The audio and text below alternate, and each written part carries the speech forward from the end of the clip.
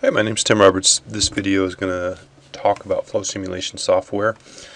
Often we have a lot of applications that we have in different environments. It might be an airfoil in an airstream. It might be flow through a tube. These things are typically difficult to test for and expensive. And in addition to that, you might want to run a large number of what-if scenarios in a short amount of time. Flow simulation software does exactly that.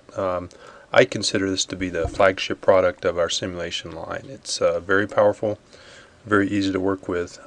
Here we are running inside SOLIDWORKS 2014, the models here, and we go over to our flow simulation tab to work with our project. Now in your project you've got boundary conditions that you set up. You're probably going to have some mass flow rates, some static pressures in a problem like this. You're going to run this problem, and it's nonlinear analysis. It typically takes a little bit longer than, say, a static analysis inside SOLIDWORKS.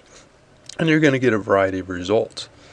Now, let's look at another type of problem. Often in the electronics industry you have enclosures and you have objects inside generating heat, and that's a typical internal project for flow simulation.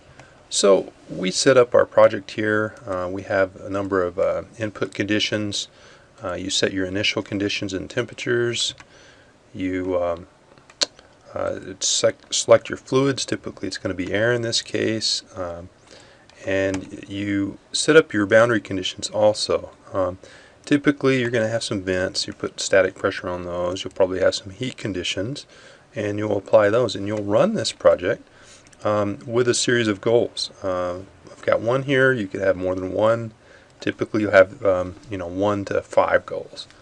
So we run our project, we get our temperatures, and we can do things like this surface plot here.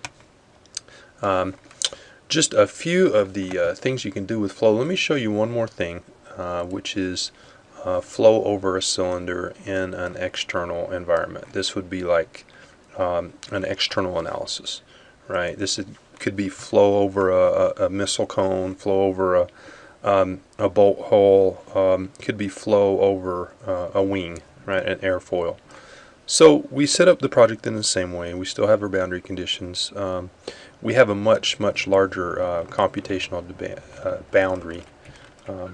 It's probably on order of at least 5 or 6 times the size of the object or more. And we run our study, and we get our results. We can do things like plot the flow trajectories to see where you may have vortexes, and this is a 2D section plot. But hopefully that gives you a brief introduction to what flow can do.